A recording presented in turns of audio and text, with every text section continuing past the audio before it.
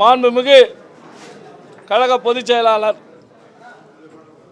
அண்ணன் எடப்பாடி அவருடைய ஆணைக்கிணங்க இன்றைய தினம் மாண்புமிகு புரட்சித் தலைவி அம்மா அவருடைய 78வது பிறந்தநாள் கொண்டாடுவது சம்பந்தமாகவும் இந்த திமுக அரசினுடைய தில்லுமுல்லுகளை மக்களிடம் எடுத்து சென்று சேர்த்து தேர்தல் பணியாற்றி மீண்டும் அம்மா ஆட்சி அமைய பாடுபடுவது என்று இன்று நடந்த அண்ணா தொழிற்சங்க பேரவை மற்றும் அதனுடைய சார்பு அமைப்புகளான 17 பிரிவுகளைச் சேர்ந்த அனைத்து மாநில மாவட்ட நிர்வாகிகளுடைய ஆலோசனை கூட்டம் இங்கே சிறப்பாக நடைபெற்றது.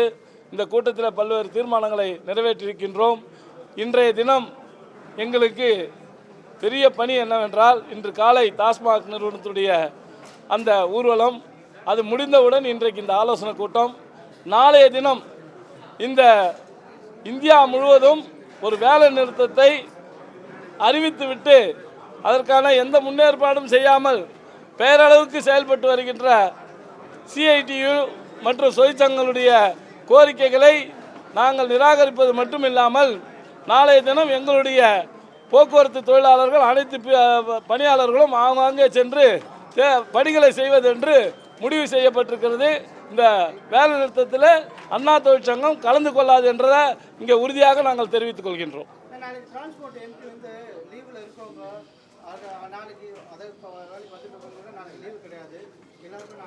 இல்லை, எங்கள் ஆட்கள் அனைவருமே பணிக்கு போகிறாங்க. எங்கள் ஓட்டுநராகட்டும் நடத்துனராகட்டும் தொழில்நுட்ப பணியாளர் அனைவரும் தமிழகம் முழுவதும் பணிக்கு செல்வார்கள். நாங்கள் அந்த வேலை நிறுத்தத்தில் கலந்துக்கல. இது பேரளவுக்கு அந்த சிஐடி யூனியன் செயல்றாங்களோ ஒழிய இது மக்களுக்காகவோ அல்லது அந்த தொழிலாளர் நலனுக்காகவோ நான் வேலை நிறுத்தம் கிடையாது. 4.5 ஆண்டு காலம் அவர்களுக்காக எந்த போராட்டமும் நடத்தாமல் பேரளவுக்கு நாளைக்கு நடத்துகிறாங்க. அதில் நாங்கள் பங்கு கொள்ளவில்லை. எங்கள் ஆட்கள் அனைவரும் பணிக்கு செல்வார்கள்.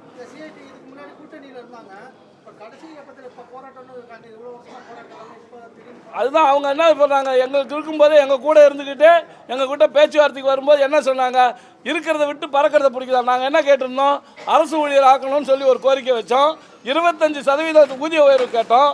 அவங்க கேட்கும்போது 8% கேட்டு 5% முடித்தாங்க. அவர்கள் தொழிலாளர் நலனுக்காக பாடுபடுற ஒரு அமைப்பு கிடையாது. அவர்கள் வசதியாக இருப்பதற்கு தொழிலாளர்களை பயன்படுத்துகிறார்கள் என்பதுதான் எங்களுடைய குற்றச்சாட்டு. 3 ஆண்டு காலமாக இருந்த பேச்சுவார்த்தையை 4 ஆண்டு காலமாக ஆக்கி இப்போ 5 ஆண்டுகளுக்கும் தள்ளி போயிடுச்சு.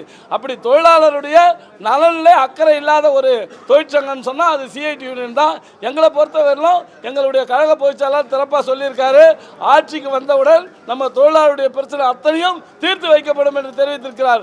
ஆக நிச்சயமாக இனி வரும் காலத்தில் பொற்காலமாக எங்கள் போக்குவரத்து தொழிலாளர்கள் அனைத்து பிரிவினருக்கும் ஏற்படும் என்பதை தெரிவித்துக் கொள்கிறோம். அதாவது நாங்கள் 7 தீர்மானம் பண்ணியிருக்கோம். அதில் முக்கியமான தீர்மானம் எங்களுடைய அண்ணன் அவர்கள் அறிவித்திருக்கிற 10 விதமான பொன்னான திட்டங்கள், அதாவது 5 2 முறை அறிவித்தார்கள். அதை மக்களிடம் எடுத்து சென்று சேர்ப்பது என்று முடிவு செய்திருக்கின்றோம். ஏன்னா தினமும் மக்களை சந்திக்கிறது எங்களுடைய போக்குவரத்து தொழிலாளர்கள், அனைத்து பிரிவில் இருக்கிற மக்களை சந்திக்கிறோம். அவர்களிடம் எடுத்து சென்று சேர்ப்பது என்றும், அடுத்த கட்டமாக எங்களுக்கு இருக்கக்கூடிய 4 இதுகளை முக்கியமாக போராட்டங்களை அறிவிக்கிறதுக்கு அண்ணன் அவர்களிடம் அனுமதி கேட்டு அதற்கான பணிகளையும் செய்வோம். வருகிற தேர்தலிலே மீண்டும் அம்மா ஆட்சி அண்ணன் எடப்பாடியார் தலைமையில் அமைவதற்கு அனைத்து பணிகளும் துவக்குவது என்று முடிவு செய்திருக்கிறோம்.